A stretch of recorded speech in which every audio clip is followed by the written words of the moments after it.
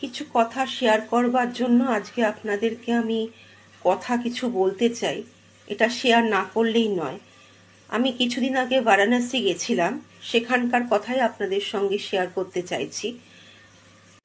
বারাণসী মন্দিরে পৌঁছানোর পর হঠাৎ করে আমরা যখন প্রসাদ কিনি, ওখান থেকে আমাদেরকে বলছে যে দর্শন করবার জন্য, মানে মহাদেবকে যাতে আমরা ছুঁয়ে দর্শন করতে পারি, যেটাকে বলে স্পর্শ দর্শন, তো সেটার জন্য টাকা চাই।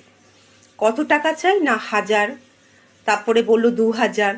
তারপর লাইনে যখন গিয়ে দাঁড়ালাম, আমরা বলে দিয়েছিলাম যে আমরা ইন্টারেস্টেড নই, আমরা টাকা দিয়ে বাবাকে ছুঁবো না। তো আমি সকলের কাছে বিনীত অনুরোধ করছি, প্লিজ এই ব্যাপারটা একটুখানি সিরিয়াসভাবে দেখা হোক। কারণ বাবাকে দর্শন করতে গেলে যদি টাকা দিয়ে দর্শন করতে হয়, আমরা কোনোদিনও এটা আগে 2024 সালেও আমি আমার মাকে আর বাবাকে নিয়ে যখন গেছিলাম, তখনও পর্যন্ত এই সিস্টেমটা আমি শুনিনি কোথাও। এখন যখন লাইনে দাঁড়াচ্ছি, এখন শুধু বারাণসী বলে নয়, আমি কিছুদিন আগে তারাপীঠেরও একটা এরকম ব্লগ দেখেছি, একজন বলেছিল যে তারাপীঠেও মায়ের মন্দিরের ওখানে মাকে ছুতে গেলে পারে টাকা দিতে হবে। মানে এটা কোন দেশি কথা! মানে আমি এটা ভাবতেও পারি না। আজকে আমরা কলকাতা থেকে বারাণসী অবধি গেছি, আর কিছু না, ভগবানকে দর্শন করেছি, সেটাই অনেক। কিন্তু মনের তো একটা ইচ্ছা থাকে যে আমি লাইনে দাঁড়িয়েছিলাম, যে লাইন যখন এগোচ্ছে হঠাৎ দেখছি দুজন এগিয়ে আগে চলে যাচ্ছে।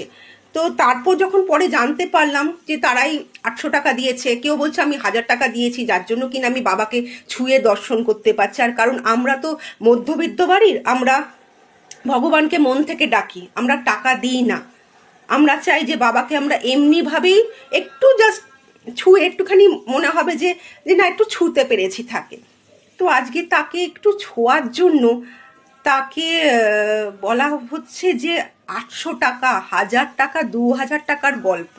মানে এটা কোন দেশি কথা! বলতে গেলে পারে আজকে এই কথাটা যখন বলছি, এটা কিন্তু আমরাই করে দিচ্ছি, কিছু মানুষ এটা করে দিচ্ছে বলেই আজকে তার এই ভুক্ত সবাই ভুগছে। যার জন্য আমি এটা শুধুমাত্র এটা অ্যালার্ট করবার জন্য আমি করছি, যে যারা হয়তো চিন্তা ভাবনা করছেন বারাণসী যাবেন, বাবা বিশ্বনাথের ওখানে যাবেন, এই ব্যাপারগুলো খুব সতর্ক থাকবেন।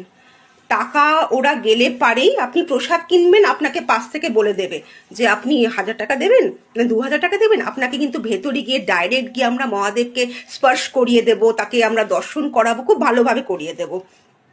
কিন্তু আমার মনে হয় এটা করাটা কি উচিত, সেটা আপনারা বলুন এবার।